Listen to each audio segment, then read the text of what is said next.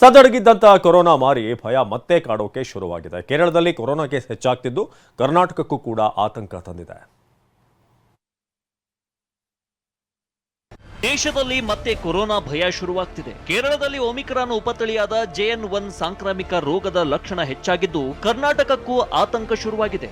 ಹೊಸ ರೂಪದಲ್ಲಿ ಎಂಟ್ರಿ ಕೊಡೋಕೆ ಕೊರೋನಾ ಸಜ್ಜಾಗಿ ಕುಳಿತಿದೆ. BA.2.86 ನ ರೂಪಾಂತರಿ ಉಪತಳಿ JN1 ಆಗಿದ್ದು ಎಚ್ಚರದಿಂದ ಇರುವಂತೆ ಕೇಂದ್ರ ಆರೋಗ್ಯ ಇಲಾಖೆ ಸೂಚನೆ ಕೊಟ್ಟಿದೆ. JN1 ಲಕ್ಷಣಗಳು ಏನು ಅಂತ ನೋಡೋದಾದ್ರೆ ಜ್ವರ ಬರೋದು, ಕೆಮ್ಮು, ಸುಸ್ತು, ಮೂಗು ಕಟ್ಟುವಿಕೆ, ಸ್ರವಿಸುವ ಮೂಗು, ಅತಿಸಾರ ಮತ್ತು ತಲೆನೋವು ಬರೋದು ಇದರ ಲಕ್ಷಣಗಳಾಗಿವೆ. ಈ ಬಗ್ಗೆ ಮಾತನಾಡಿದ ಆರೋಗ್ಯ ಸಚಿವ ದಿನೇಶ್ ಗುಂಡೂರಾವ್, ಕೋವಿಡ್ ಕೇಸ್ಗಳ ಬಗ್ಗೆ ಮಾನಿಟರಿಂಗ್ ಮಾಡಲಾಗ್ತಿದೆ, ಮುಂಜಾಗ್ರತಾ ಕ್ರಮಗಳನ್ನು ವಹಿಸಲಾಗಿದೆ ಅಂತ ಹೇಳಿದ್ರು. ಕೇಸಸ್ ಯಾವ ಥರ ಇದೆ ಮತ್ತು ಅದರ ಎಫೆಕ್ಟ್ ಏನು, ಯಾವ ಥರ ಜನರ ಮೇಲೆ ಅದು ಪ್ರಭಾವ ಬೀರ್ತಾ ಇದೆ ಎಲ್ಲವನ್ನು ಕೂಡ ನೋಡ್ತೀವಿ. ಇದುವರೆಗೂ ಯಾವುದೇ ಒಂದು ಆತಂಕ ಪಡುವಂಥ ಯಾವುದೇ ರೀತಿಯ ಆ ಥರ ಬೆಳವಣಿಗೆ ಏನಾಗಿಲ್ಲ.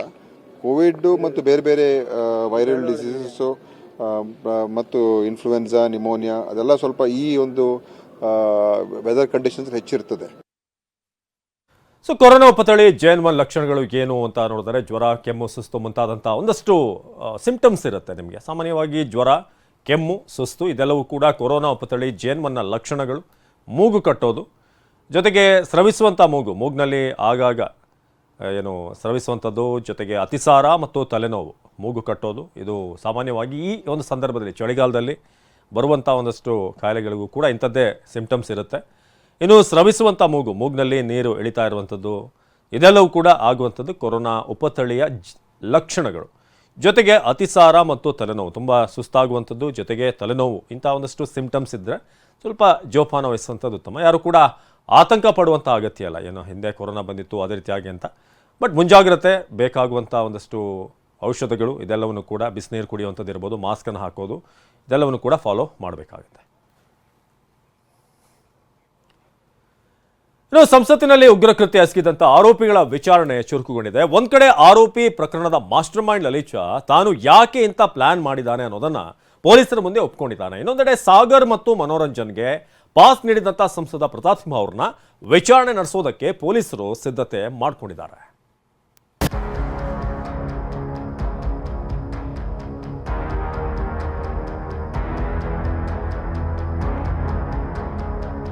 ಅರಾಜಕತೆ ಸೃಷ್ಟಿಸೋಕೆ ಸಂಸತ್ತಿನಲ್ಲಿ ಕಲರ್ ಸ್ಮೋಕ್ ದಾಳಿ.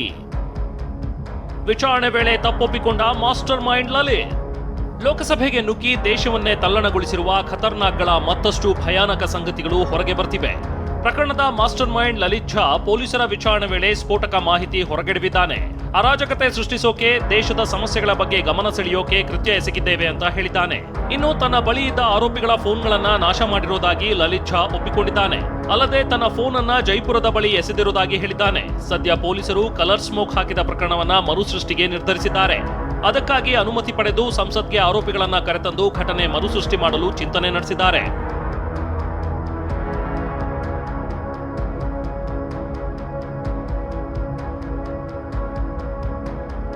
ಮನೋರಂಜನ್ ಹಣಕಾಸು ವಹಿವಾಟು ಬೆನ್ನು ಬಿದ್ದ ತನಿಖಾ ತಂಡ. ಒಂದ್ ಕಡೆ ಆರೋಪಿ ಲಲಿತ್ ಝಾ ತಪ್ಪೊಪ್ಪಿಕೊಂಡ್ರೆ, ಇತ್ತ ಪೊಲೀಸರ ಮತ್ತೊಂದು ತಂಡ ಮೈಸೂರಿನ ಮನೋರಂಜನ್ ಜಾತಕ ಕೆದಕುತ್ತಿದೆ. ಮನೋರಂಜನ್ ನಿರುದ್ಯೋಗಿಯಾಗಿದ್ದ, ಹೀಗಿದ್ರೂ ದೆಹಲಿ, ಬೆಂಗಳೂರು ಅಂತ ಸುತ್ತುತ್ತಿದ್ದ. ಹೀಗಾಗಿ ಈತನಿಗೆ ಹಣ ಎಲ್ಲಿಂದ ಬರ್ತಿತ್ತು ಅಂತ ಬ್ಯಾಂಕ್ ಖಾತೆ ಬಗ್ಗೆ ಪರಿಶೀಲನೆ ನಡೆಸಿದ್ದಾರೆ. ಮನೋರಂಜನ್ ಜೊತೆ ಸೇರಿ ಸಂಸತ್ತಿಗೆ ನುಗ್ಗಿದ ಸಾಗರ್ ಶರ್ಮಾ ಬರೆದಿದ್ದ ಡೈರಿ ನಿನ್ನೆ ಸಿಕ್ಕಿತ್ತು. ಇದೀಗ ಸಾಗರ್ ಶರ್ಮಾ ತಾಯಿ ಮಗನ ಬಗ್ಗೆ ಮೌನ ಮುರಿದಿದ್ದಾರೆ. ನನ್ನ ಮಗ ಹೆಚ್ಚು ದೇಶ ಪ್ರೇಮದ ಪುಸ್ತಕಗಳನ್ನೇ ಓದ್ತಿದ್ದ, ಅವನಿಗೆ ಭಗತ್ ಸಿಂಗ್ ಅಂದ್ರೆ ಹುಚ್ಚು ಪ್ರೀತಿ ಅಂತ ಕಣ್ಣೀರಿಟ್ಟಿದ್ದಾರೆ. यही सब देशभक्ति के बारे में ये सब भगत सिंह को ज्यादा मानता था. जब हम बोलते थे उससे कि तुम बहुत ज्यादा भगत सिंह को मानते हो, क्या यही सब और कोई पढ़ाई नहीं है तुम्हारी? बोलता हाँ मुझे यही पढ़ना है. ಸೈಲೆಂಟ್ ಆದ ಪ್ರತಾಪ್ ಸಿಂಹ ಹೇಳಿಕೆ ಪಡೆಯಲು ಪೊಲೀಸರ ಸಿದ್ಧತೆ. ಆರೋಪಿಗಳ ತನಿಖೆ ಒಂದ್ ಕಡೆ ಆದ್ರೆ, ಆರೋಪಿಗಳಿಗೆ ಪಾಸ್ ನೀಡಿದ್ದ ಸಂಸದ ಪ್ರತಾಪ್ ಸಿಂಹ ವಿರುದ್ಧ ಕಾಂಗ್ರೆಸ್ ನಾಯಕರು ಗಂಭೀರ ಆರೋಪ ಮಾಡ್ತಿದ್ದಾರೆ. ಪ್ರತಾಪ್ ಸಿಂಹರನ್ನ ವಜಾಗೊಳಿಸಬೇಕು, ಅರೆಸ್ಟ್ ಮಾಡಬೇಕು ಅಂತ ಪ್ರೊಟೆಸ್ಟ್ ಮಾಡ್ತಿದ್ದಾರೆ. ಆದ್ರೆ ಪ್ರತಾಪ್ ಸಿಂಹ ಮಾತ್ರ ಸೈಲೆಂಟ್ ಆಗಿದ್ದಾರೆ. ಆದ್ರೆ ಪೊಲೀಸರು ತನ್ನ ಕೆಲಸ ಮಾಡಲು ಮುಂದಾಗಿದ್ದಾರೆ. ಆರೋಪಿ ಸಾಗರ್ ಶರ್ಮಾ ಮತ್ತು ಮನೋರಂಜನ್ಗೆ ಪಾಸ್ ನೀಡಿದ್ದೇ ಪ್ರತಾಪ್ ಸಿಂಹ. ಹೀಗಾಗಿ ಪ್ರತಾಪ್ ಸಿಂಹ ಹೇಳಿಕೆ ಪಡೆಯಲು ಪೊಲೀಸರು ಸಿದ್ಧತೆ ನಡೆಸಿದ್ದಾರೆ. ಪ್ರಕರಣ ನಡೆದಾಗಿನಿಂದ ಹೊರಗೆ ಕಾಣಿಸಿಕೊಳ್ಳದ ಪ್ರತಾಪ್ ಸಿಂಹ ಪೊಲೀಸರ ಮುಂದೆ ಹೇಳಿಕೆ ದಾಖಲಿಸುತ್ತಾರಾ ಅನ್ನೋ ಕುತೂಹಲ ಕೆರಳಿದೆ.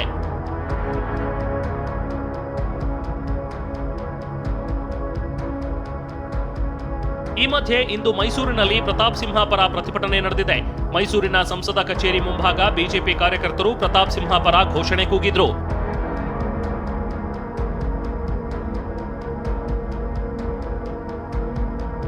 Bureau report TV9. ಲೋಕಸಭೆಯಲ್ಲಿ ಕಲರ್ ಸ್ಮೋಕ್ ದಾಳಿ ಪ್ರಕರಣಕ್ಕೆ ಸಂಬಂಧಪಟ್ಟ ಹಾಗೆ ಕಲರ್ ಸ್ಮೋಕ್ ದಾಳಿಗೆ ನಿರುದ್ಯೋಗವೇ ಕಾರಣ ಅಂತ ಕಾಂಗ್ರೆಸ್ನ ನಾಯಕ ರಾಹುಲ್ ಗಾಂಧಿ ಗಂಭೀರ ಆರೋಪ ಮಾಡಿದರು.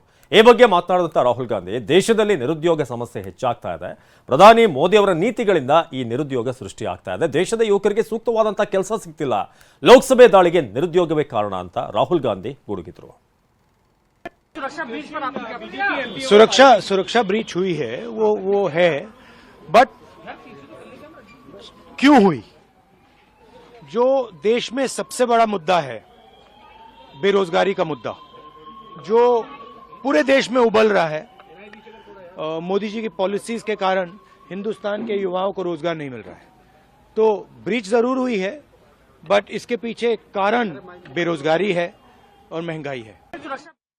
ಇನ್ನು ಕಲರ್ ಸ್ಮೋಕ್ ದಾಳಿ ಬಗ್ಗೆ ಮಾತನಾಡಿದಂಥ ರಾಜ್ಯಸಭಾ ಸದಸ್ಯ ಲೆಹರ್ ಸಿಂಗ್, ಪ್ರತಾಪ್ ಸಿಂಹ ಅವ್ರನ್ನ ಟ್ರ್ಯಾಪ್ ಮಾಡಲಾಗಿದೆ, ಸಿದ್ದರಾಮಯ್ಯ ಅರ್ಬನ್ ನಕ್ಸಲ್ಗಳನ್ನ ಬೆಳೆಸ್ತಾ ಇದ್ದಾರೆ, ಪ್ರತಾಪ್ ಸಿಂಹ ವಿರುದ್ಧ ಷಡ್ಯಂತ್ರ ಮಾಡಲಾಗಿದೆ ಅಂತೆಲ್ಲ ಆರೋಪ ಮಾಡಿದ್ರು. ಅರ್ಬನ್ ನಕ್ಸಲ್ದು ಕೈವಾಡ ಇದೆ ಅದರಲ್ಲಿ. ಅರ್ಬನ್ ನಕ್ಸಲ್ದು ಉದ್ಭವ ಆಗಿರೋದು ಮೈಸೂರಿನಿಂದ. 1 ವರ್ಷ ಮುಂಚೆ ನಾನು ಸನ್ಮಾನ್ಯ ರಾಹುಲ್ ಗಾಂಧಿಗೆ ಕಾಗದ ಬರೆದು ಅವ್ರಿಗೆ ಎಚ್ಚರಿಕೆ ಕೊಟ್ಟಿದ್ದೀನಿ, ಅವ್ರಿಗೆ ಕೆಲವು ಪ್ರಶ್ನೆ ಕೇಳಿದ್ದೀನಿ. ಅವರು ಭಾರತ ಜೋಡೋ ಯಾತ್ರಾ ಸಂದರ್ಭದಲ್ಲಿ ಅದೇ ಮೈಸೂರು ಏರಿಯಾನಲ್ಲಿ ಮತ್ತು ಸುತ್ತಮುತ್ತ ಎಲ್ಲ ಕರ್ನಾಟಕದಲ್ಲಿ ಎಲ್ಲ ಕಡೆ ಅವ್ರದ್ದು ಅದು ಅರೇಂಜ್ಮೆಂಟ್ ಮಾಡೋದರಲ್ಲಿ ಅವರು ಭಾಗವಹಿಸಿದ್ದಾರೆ, ಅರ್ಬನ್ ನಕ್ಸಲ್ಸ್ ಎಲಿಮೆಂಟ್ಸು. ಇದ್ರ ಬಗ್ಗೆ ಕಾಂಗ್ರೆಸ್ನವರೇ ಆತಂಕಪಟ್ಟು ನಮಗೆ ಕೆಲವು ಕಾಂಗ್ರೆಸ್ ಅವರೇ ಮಾಹಿತಿ ಕೊಟ್ಟಿದ್ದಾರೆ. ಆ ಥರ ನಮ್ಮ ಜೊತೆ ಅವರು ಸೇರ್ಕೊಂಡಿದ್ದಾರೆ, ಅನುಮಾನ ಆಗುತ್ತೆ, ಇದಕ್ಕೆ ಏನಾದರೂ ವಾರ್ನ್ ಮಾಡಬೇಕು ಅಂದ್ಬಿಟ್ಟು ಆ ಕಾರಣಕ್ಕೆ ನಾನು ಅವಾಗ ವಾರ್ನ್ ಮಾಡಿದ್ದೀನಿ. ಯಾರನ್ನ ಫ್ರೇಮ್ ಮಾಡಿ ಷಡ್ಯಂತ್ರ ಮಾಡಿ ಅದು ನನ್ನ ಘಟನೆ ಆಗಿದ್ದೆ ಸಂಸತ್ನಲ್ಲಿ. ಇದ್ರ ಬಗ್ಗೆ ಸೂಕ್ತವಾಗಿ ತನಿಖೆ ಆಗುತ್ತೆ. ಇದರಲ್ಲಿ ಹಿಂದೆ ಭಾಳ ದೊಡ್ಡ ಷಡ್ಯಂತ್ರ ಇದ್ದರೆ ಅದು ಕಾಂಗ್ರೆಸ್ ಅವ್ರಿಗೆ ಅರ್ಥ ಆಗೋಲ್ಲ. ಸನ್ಮಾನ್ಯ ಸಿದ್ದರಾಮಯ್ಯ ಅವ್ರ ಮಗ ಅವರು ಕಂಟೆಸ್ಟ್ ಮಾಡಬೇಕು ಅಂದಿದೆ ಮೈಸೂರಿನಿಂದ. ಈ ಕಾರಣಕ್ಕೆ ಅವರು ನೋಡಿ, ನೀವು ಇದು ಸಂಸತ್ನಲ್ಲಿ ಘಟನೆ ಆಗಿದ ತಕ್ಷಣ 15 ನಿಮಿಷಕ್ಕೆ ಅವರೆಲ್ಲ ಪ್ರತಿಭಟನೆ ಮಾಡಿಬಿಟ್ಟಿದಾರಲ್ಲ. ಎಲ್ಲಿಯೂ ಅವ್ರದ್ದು ಎಲ್ಲ ಟ್ಯೂನಿಂಗ್ ಇದೆಲ್ಲ, ಅವ್ರಿಗೆಲ್ಲ ಟ್ಯೂನಿಂಗ್ ಇದೆಲ್ಲ. ಇನ್ನು ಬೆಳಗಾವಿಯಲ್ಲಿ ಮಹಿಳೆಯನ್ನ ವ್ಯವಸ್ಥೆಗೊಳಿಸಿ ಹಲ್ಲೆ ನಡೆಸಿದಂಥ ಪ್ರಕರಣವನ್ನು ಬಿಜೆಪಿ ಗಂಭೀರವಾಗಿ ಪರಿಗಣಿಸಿದೆ. ನಿನ್ನೆ ದೆಹಲಿಯಲ್ಲಿ ಬಿಜೆಪಿ ಸಂಸದರು ಪ್ರತಿಭಟನೆ ನಡೆಸಿದರು. ರಾಜ್ಯದಲ್ಲಿ ಅಧಿವೇಶನ ಮುಗಿದ ಬಳಿಕ ಬೆಳಗಾವಿ ಚೆನ್ನಮ್ಮ ಸರ್ಕಲ್ನಲ್ಲಿ ಕೇಸರಿ ನಾಯಕರು ಧರಣಿ ನಡೆಸಿದರು. ಇಂದು ಬಿಜೆಪಿ ನಿಯೋಗ ಸಂತ್ರಸ್ತ ಮಹಿಳೆಯನ್ನ ಭೇಟಿ ಮಾಡಿದೆ, ಜೊತೆಗೆ ರಾಜ್ಯಾದ್ಯಂತ ಪ್ರತಿಭಟನೆ ನಡೆಸುತ್ತಿದೆ.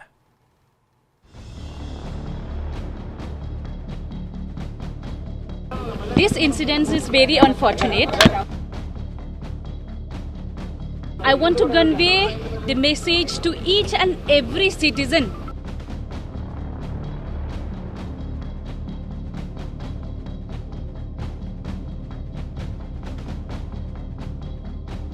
ಬೆಳಗಾವಿಯಲ್ಲಿ ನಡೆದ ಅಮಾನವೀಯ ಘಟನೆ ಈಗ ರಾಷ್ಟ್ರ ಮಟ್ಟದಲ್ಲಿ ಸದ್ದು ಮಾಡ್ತಾ ಇದೆ. ಬೆಳಗಾವಿ ಜಿಲ್ಲೆ ವಂಟಮೂರಿಯಲ್ಲಿ ಯುವಕನೊಬ್ಬ ಮಹಿಳೆಯನ್ನ ಪ್ರೀತಿಸಿದ್ದಾನೆ ಅನ್ನೋ ಕಾರಣಕ್ಕೆ ಆ ಯುವಕನ ಮನೆಗೆ ಯುವತಿಯ ಮನೆಯವರು ನುಗ್ಗಿ ಗಲಾಟೆ ಮಾಡಿದ್ರು, ಮನೆಯನ್ನೇ ಧ್ವಂಸ ಮಾಡಿದ್ರು. ಯುವಕನ ಮನೆಯವರಿಗೆಲ್ಲ ಮನಸೋ ಇಚ್ಛೆ ತಿಳಿಸಿದ್ರು. ಅಷ್ಟೇ ಅಲ್ಲ, ಯುವಕನ ತಾಯಿಯನ್ನ ಬೆತ್ತಲೆಗೊಳಿಸಿ ಕಂಬಕ್ಕೆ ಕಟ್ಟಿ ಹಾಕಿ ಹೊಡೆದು ಅಮಾನವೀಯವಾಗಿ ವರ್ತಿಸಿದ್ರು. ಈ ಘಟನೆಯನ್ನ TV9 ಪ್ರಸಾರ ಮಾಡ್ತಾ ಇದ್ದಂತೆ ಇಡೀ ರಾಜ್ಯಾದ್ಯಂತ ಆಕ್ರೋಶ ಕೇಳಿ ಬಂದಿತ್ತು. ಸಿಎಂ, ಡಿಸಿಎಂ, ಸರ್ಕಾರದ ಸಚಿವರಾದಿಯಾಗಿ ಎಲ್ಲರೂ ಘಟನೆಯನ್ನ ಖಂಡಿಸಿದ್ರು. ಬಿಜೆಪಿ ಇದೇ ವಿಚಾರವನ್ನ ಅಧಿವೇಶನದಲ್ಲೂ ಪ್ರಸ್ತಾಪ ಮಾಡಿತ್ತು. ಹೈಕೋರ್ಟ್ ಸ್ವಯಂ ಪ್ರೇರಿತವಾಗಿ PIL ದಾಖಲಿಸಿಕೊಂಡು ವಿಚಾರಣೆ ನಡೆಸಿದೆ. ಈಗ ಬಿಜೆಪಿ ಇದೇ ವಿಷಯವನ್ನ ಅಸ್ತ್ರ ಮಾಡಿಕೊಂಡಿದೆ.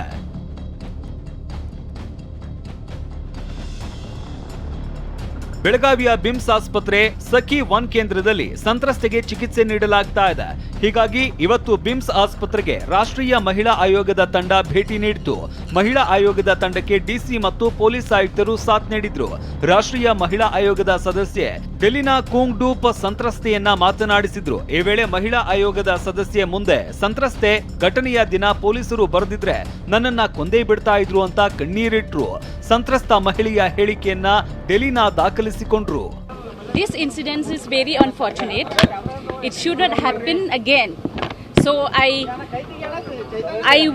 I want to convey the message to each and every citizen of this country to change our mindset and let this incident not to happen again in any part of my country.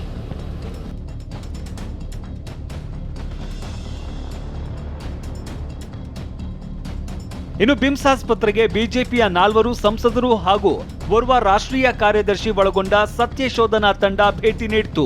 ಈ ವೇಳೆ ಸಂಸದೆ Mangala Angadi BJP ನಿಯೋಗಕ್ಕೆ ಸ್ವಾಗತಿಸಿದ್ರು. ಸಂಸದರಾದ ಅಪರಾಜಿತ್ Sarangi, Sunita Dugal, locket Chatterjee, Ranjita ಕೋಲಿ ಹಾಗೂ ರಾಷ್ಟ್ರೀಯ ಕಾರ್ಯದರ್ಶಿ ಆಶಾ ಲಾಕ್ರಾ ಆಗಮಿಸಿದ್ರು. ಇದಕ್ಕೂ ಮುನ್ನ ಬೆಳಗಾವಿ ಜಿಲ್ಲಾ ಬಿಜೆಪಿ ಮುಖಂಡರ ಜೊತೆ ಸಭೆ ನಡೆಸಿ ಘಟನೆ ಬಗ್ಗೆ ಚರ್ಚಿಸಿದ್ರು. ಈ ವೇಳೆ ಬಿಜೆಪಿ ರಾಷ್ಟ್ರೀಯ ಅಧ್ಯಕ್ಷ ಜೆಪಿ ನಡ್ಡಾ ಜೊತೆ ವಿಡಿಯೋ ಕಾನ್ಫರೆನ್ಸ್ ನಡೆಸಿದ್ರು. ಈ ವೇಳೆ ಇವತ್ತು ಯಾವ ರೀತಿ ಸತ್ಯಶೋಧನೆ ಮಾಡ್ತೀರಾ, ಎಲ್ಲೆಲ್ಲಿ ಭೇಟಿ ನೀಡಿ ಹೇಗೆ ಮಾಹಿತಿ ಕಲೆ ಹಾಕ್ತೀರಿ ಅಂತ ಜೆಪಿ ನಡ್ಡಾ ಮಾಹಿತಿ ಪಡೆದ್ರು. ಬಳಿಕ ಪೊಲೀಸರ ಕಾರ್ಯವೈಖರಿ, ಸರ್ಕಾರದ ನಿರ್ಲಕ್ಷ್ಯ ತೋರಿದ ಕುರಿತು ಮಾಹಿತಿ ಪಡೆಯುವಂತೆ ಸೂಚನೆ ನೀಡಿದ್ದಾರೆ ಎನ್ನಲಾಗಿದೆ. ಇಷ್ಟೇ ಅಲ್ಲ, ಪರಿಶಿಷ್ಟ ಪಂಗಡಗಳ ರಾಷ್ಟ್ರೀಯ ಆಯೋಗದ ತಂಡ ಕೂಡ ದೆಹಲಿಯಿಂದ ಬೆಳಗಾವಿಗೆ ಆಗಮಿಸಿತ್ತು. ಪರಿಶಿಷ್ಟ ಪಂಗಡಗಳ ಆಯೋಗದ ಉಪನಿರ್ದೇಶಕ ಆರ್.ಕೆ. ದುಬೆ, ಹಿರಿಯ ತನಿಖಾಧಿಕಾರಿ ಅಮೃತಾ ಸೋಲಂಕಿ, ವಿಶೇಷ ತನಿಖಾಧಿಕಾರಿ ರಾಧಾಕಾಂತ್ ತ್ರಿಪಾಠಿ ಆಸ್ಪತ್ರೆಗೆ ಭೇಟಿ ನೀಡಿದ್ರು. ಇನ್ನು ಬಿಮ್ಸ್ ಆಸ್ಪತ್ರೆಗೆ ಬೆಳಗಾವಿ ಮೇಯರ್ ಶೋಭಾ ಸೋಮನಾಚೆ, ಉಪಮೇಯರ್ ರೇಷ್ಮಾ ಪಾಟೀಲ್ ಭೇಟಿ ನೀಡಿ ಮಹಿಳೆಗೆ ಸಾಂತ್ವನ ಹೇಳಿದ್ರು.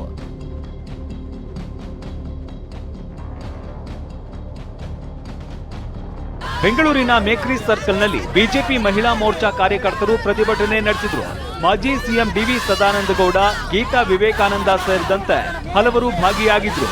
ಇತ್ತ ಮಂಡ್ಯದ ಡಿಸಿ ಕಚೇರಿ ಮುಂಭಾಗ ಬಿಜೆಪಿ ಕಾರ್ಯಕರ್ತರು ವಿರೋಧ ಪಕ್ಷದ ನಾಯಕ ಆರ್ ಅಶೋಕ್ ನೇತೃತ್ವದಲ್ಲಿ ಪ್ರತಿಭಟನೆ ನಡೆಸಿದ್ದಾರೆ. ಬೆಳಗಾವಿಯ ಘಟನೆ ಇಡೀ ನಾಗರಿಕ ಸಮಾಜ ತಲೆ ತಗ್ಗಿಸುವಂತದ್ದು ಅಂತ ಹುಬ್ಬಳ್ಳಿ ನಗರದಲ್ಲಿ ಕೇಂದ್ರ ಸಚಿವ ಪ್ರಹ್ಲಾದ್ ಜೋಶಿ ಹೇಳಿದ್ದಾರೆ. ಕರ್ನಾಟಕದಲ್ಲಿ ಬೆಳಗಾವಿಯಲ್ಲಿ ನಡೆದಂಥ ಘಟನೆ ಇದು ನಾಗರಿಕ ಸಮಾಜ ತಲೆ ತಗ್ಗಿಸುವಂಥದ್ದು. ರಾಜಸ್ಥಾನ್ ಕಾಂಗ್ರೆಸ್ ಸರ್ಕಾರದಲ್ಲಿಯೂ ಸಹಿತ ಇದೇ ಭೀಕರ ಸ್ಥಿತಿ ಇತ್ತು. 16% ಕ್ರೈಮ್ ಅಗೇನ್ಸ್ಟ್ ವುಮನ್ ಏನಾಗ್ತಾ ಇದ್ದು, including rape and murder. Belagavi ಪ್ರಕರಣ ಸದ್ಯ ರಾಷ್ಟ್ರ ಮಟ್ಟದಲ್ಲಿ ಸದ್ದು ಮಾಡ್ತಾ ಇದ್ದು ರಾಜಕೀಯ ತಿರುವನ್ನ ಪಡೆದುಕೊಂಡಿದೆ. ಇದು ಯಾವ ಹಂತಕ್ಕೆ ಹೋಗಿ ಮುಟ್ಟುತ್ತೋ ಕಾದು ನೋಡಬೇಕಿದೆ. Bureau report, TV9. ಭ್ರೂಣ ಹತ್ಯೆ ಪತ್ತೆ ಸಂಬಂಧ ಇಂದು ಮೈಸೂರಿನಲ್ಲಿ ಆರೋಗ್ಯಾಧಿಕಾರಿಗಳು ಮಿಂಚಿನ ಕಾರ್ಯಾಚರಣೆ ನಡೆಸಿದ್ದಾರೆ. ದಾಖಲಾತಿ ಇಲ್ಲದಂತ ಕ್ಲಿನಿಕ್ಗೆ ಬೀಗ ಜಡಿದಿದ್ರೆ ದೇವನಹಳ್ಳಿಯಲ್ಲಿ ಭ್ರೂಣ ತೆಗೆದಂತ ಭೂತಗಳ ಕಥೆಯೇ ಕರಾಳವಾಗಿದೆ.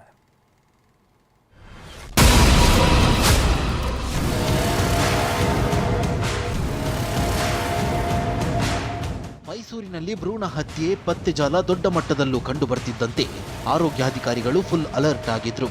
ಈ ಬಗ್ಗೆ ಸುದ್ದಿಯಾಗಿದ್ದೇ ತಡ ಸಭೆ ಮೇಲೆ ಸಭೆ ಮಾಡಿ ಭ್ರೂಣ ಹತ್ಯೆ ಪತ್ತೆ ಮಾಡ್ತಿದ್ದ ಸೆಂಟರ್ಗಳ ಮೇಲೆ ಒಂದು ಕಣ್ಣಿಟ್ಟಿದ್ರು.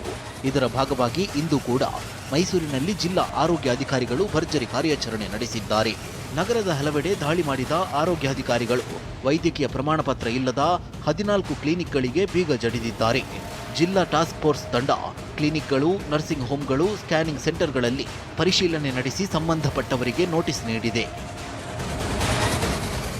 ಇದು ಮೈಸೂರಿನ ಕಥೆಯಾದರೆ ಬೆಂಗಳೂರಿನ ದೇವನಹಳ್ಳಿಯಲ್ಲೂ ಎಸ್ಪಿಜಿ ಆಸ್ಪತ್ರೆಯಲ್ಲಿ ಒಟ್ಟು 14 ಭ್ರೂಣ ಹತ್ಯೆಗಳು ಆಗಿರೋದು ಬೆಳಕಿಗೆ ಬಂದಿದೆ. ತಿರುಮಲಶೆಟ್ಟಿ ಹಳ್ಳಿಯಲ್ಲಿರುವ ಈ ಆಸ್ಪತ್ರೆಯಲ್ಲಿ ವೈದ್ಯರು ಅನುಭವದ ಆಧಾರದ ಮೇಲೆ ಸಿಬ್ಬಂದಿಯನ್ನ ಇದೇ ಕೆಲಸಕ್ಕೆ ಬಳಸಿಕೊಳ್ತಿದ್ರು ಅನ್ನೋ ಬಗ್ಗೆ ಮಾಹಿತಿ ಇದೆ.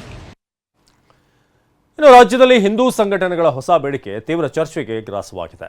ಮುಜರಾಯಿ ದೇಗುಲವನ್ನ ಸರ್ಕಾರದಿಂದ ಮುಕ್ತಗೊಳಿಸಿ ಎಂಬ ಬೇಡಿಕೆ ಶುರುವಾಗಿದ್ದು, ಈ ಸಂಬಂಧ ಬೆಂಗಳೂರಿನಲ್ಲಿ ಇಂದು ಬೃಹತ್ ಸಮಾವೇಶ ಕೂಡ ಮಾಡಲಾಯಿತು.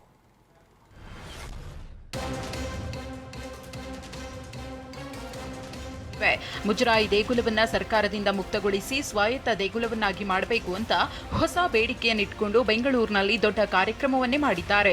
ಬಸವೇಶ್ವರ ನಗರದ ಗಂಗಮ್ಮ ತಿಮ್ಮಯ್ಯ ಕಲ್ಯಾಣ ಮಂಟಪದಲ್ಲಿ ಸಮಾವೇಶ ನಡೆದಿದ್ದು, ಸಮಾವೇಶದಲ್ಲಿ ಅರ್ಚಕರು ಹಾಗೂ ಟ್ರಸ್ಟಿಗಳು ಒಂದಿಷ್ಟು ನಿರ್ಧಾರಕ್ಕೆ ಬಂದಿರುವ ಬಗ್ಗೆ ಮಾಹಿತಿ ಇದೆ.